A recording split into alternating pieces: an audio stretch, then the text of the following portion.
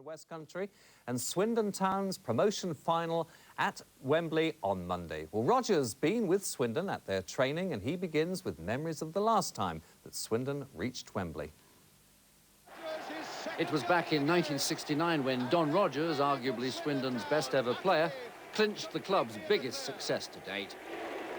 Winning the League Cup as a third division team against mighty Arsenal astonished Wembley's huge crowd. 21 years later, Swindon have completed a promotion playoff success in the semi-finals that qualifies them for the great old stadium again. More than twice the number of the 12,000 crowd that were celebrating at the county ground recently will support the West Country's leading club at Wembley. So the county ground, where only 4 years ago we were watching fourth division football, could become the stage next season for Liverpool here one week, Manchester United the next. It all depends on Swindon beating Sunderland at Wembley on Monday. 8 months' hard work gained Swindon their best ever league finish of 4th place. So the promotion playoffs saw Newcastle bracketed with Sunderland, Swindon against Blackburn. In the away leg of the semi-finals, Steve White's goal gave Swindon a fine start, and then midfielder Steve Foley's superb shot was to ensure a lead to bring home. Meanwhile, Sunderland were wasting their home chances against Newcastle, and Paul Hardiman's sending off means that he misses Monday's final. Back at the county ground, Swindon, a tale of two goalkeepers as Fraser Digby kept the home side secure, whilst Terry Geno's mix-up with his own defence let in Duncan Shearer for his 27th goal of the campaign. Swindon had established a lead that Blackburn reduced, but never looked like catching on the night that Wiltshire supporters went wild with delight. That night at Newcastle, Sunderland were shocking the favourites on their own pitch, first with Eric Gates' goal. Then Marco Gabbiadini's score for Sunderland took them to Wembley, where they ended up as runners-up in the League Cup final of 5 years ago. So as Swindon put the final touches to their preparations, they know that both they and Sunderland proved in those dramatic semi-finals that they've got the qualities needed to have won away from home. But what other pre-Wembley signs are there? The rivals last met at Sunderland in midwinter, where Swindon led through Alan McLaughlin. But they'll need to build their wall better, won't they, on Monday to keep out Gordon Armstrong's shooting. But the West Country side does have the knowledge. Their accurate passing made the better openings last time, with Duncan Shearer's scoring knack again featured.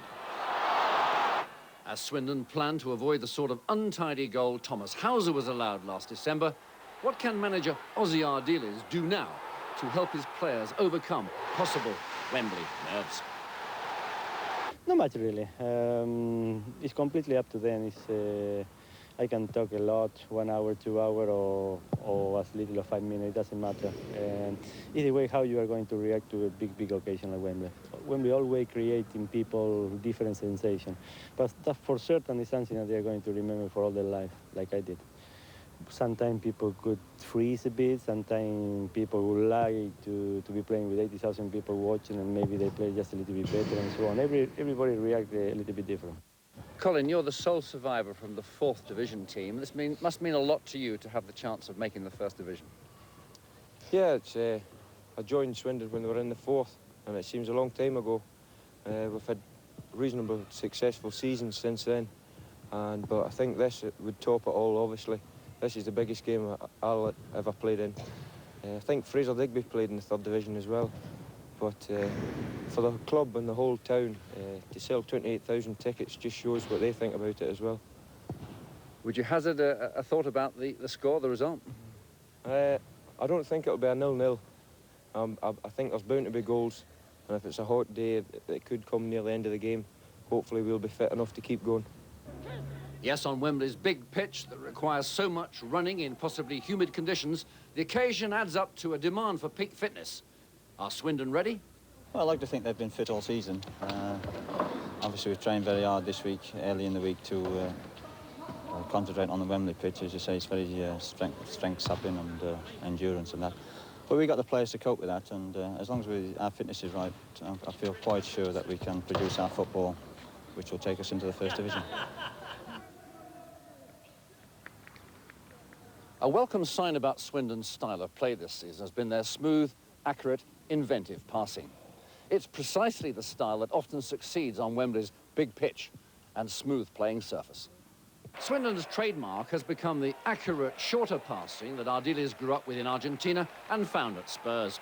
Allied to the fitness and the character of the men that Lou Macari had signed in previous seasons, Swindon 1990 are capable of big things.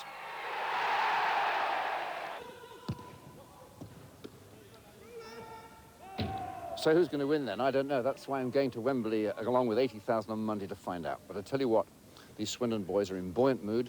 They're looking cracking form. Sunderland are a good side. Should be some game. And you can see extensive coverage of the Swindon versus Sunderland promotion final on HTV West on Monday night. We're looking forward to bringing you an hour of the action with after-match interviews. That's from 10:15 p.m. on Monday night. Big success despite an off-the-field betting scandal which has shocked the entire footballing community. The players are hoping that a Football League inquiry into the club's affairs won't rob them of promotion if they do win on Monday. Despite the club's problems, the players have been rewarded with the promotion playoff final at Wembley with the chance of First Division football next season, just 4 years after winning the 4th Division championship. The supporters have responded marvellously. In the 4th Division, they had barely 3,000 regular fans. They sold 28,000 Wembley final tickets in a single day. I think everybody's looking forward to it. Big day on Monday. For Swindon up the M4 there. Should be good. I went to the away game at Blackburn, and that was fantastic, but I think, you know, Wembley would be even better. Well, I think they've done really well, and I think if they never had that betting scandal and all that, they would have won the league. New manager Ozzy Ardiles has transformed the style of play, building on the success of former manager Lou Macari. He's also shielded the players from the pressure of the investigations into the club's affairs. In the end, it was a pleasure to get on the pitch, and for 90 minutes you forgot about everything. And the way we played this season, I think it's taken a lot of pressure off the club. If we hadn't done so well, I think the pressure would have been tremendous. So what's it going to be like walking out at Wembley then? A very, very proud moment. I know I'll have 10 players behind me trying their best, and hopefully we can pull it off.